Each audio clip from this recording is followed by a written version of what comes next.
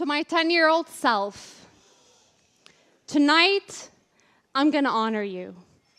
I'm going to reconnect with you as a 30-year-old in me needs you. When I was 10, I used to go for long walks in my neighborhood in South Lebanon. Beautiful Mediterranean Sea, beautiful sun shining, birds chirping, and the fresh grass filled my lungs as I freely skipped around. You would think it's the perfect place for any childhood to thrive. Except, something was troubling in my neighborhood. It was empty.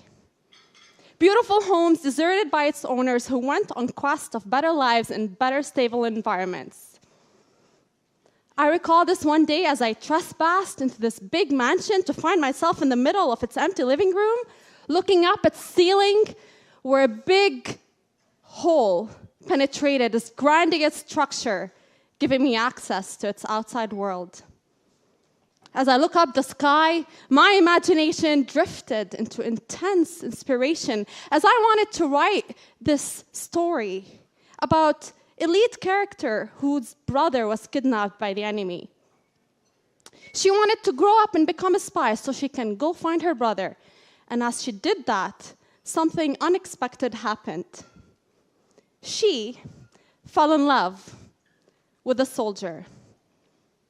In the midst of war, crime, hate, and violence, my 10-year-old self found love to be the answer.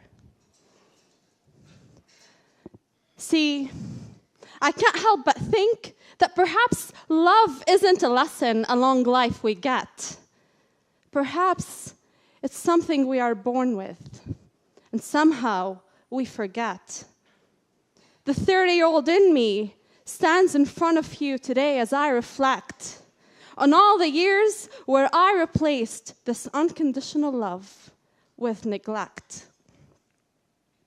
When I turned 12, I developed an eating disorder. I became bulimic, as I was fed a lie that told me I wasn't skinny enough, I wasn't beautiful enough, I wasn't good enough. And for the next 15 years of my life, I spent it hugging a toilet, purging away my self-love and self-worth. It was the most painful experience, not just physically, but mentally and psychologically, as I thought I needed to look a certain way to feel worthy. When I turned 15, I started my journey in dating men, and I felt that I needed someone to validate me. But aren't relationships like algebra? One day you're going to look at your ex and wonder, why? Years of failed relationships that left me with lots of judgment, abuse, and heartbreak. And I've had my fair of that. But I had to step back and realize that the problem there is that I thought I needed a man to make me feel complete. At 25, I got engaged to a really good man with a great family, and I desperately wanted to belong to their home as I came from a shattered place. But then I realized that while love is grand, divorce is 100 grand. And I needed to step away from something that I knew wasn't right for me.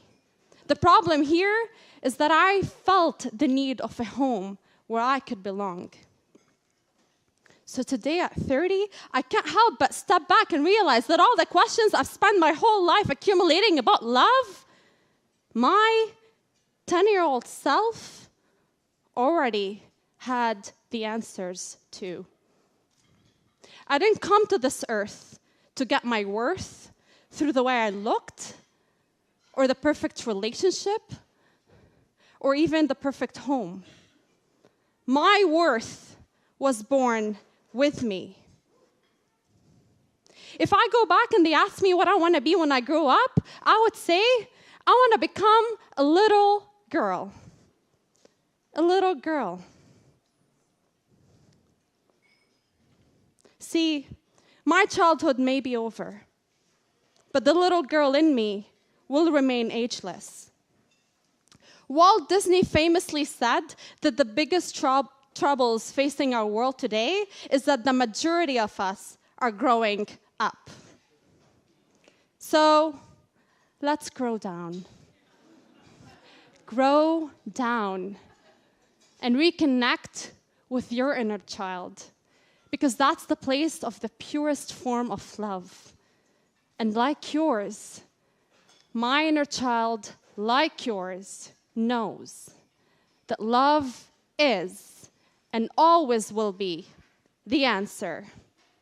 Thank you.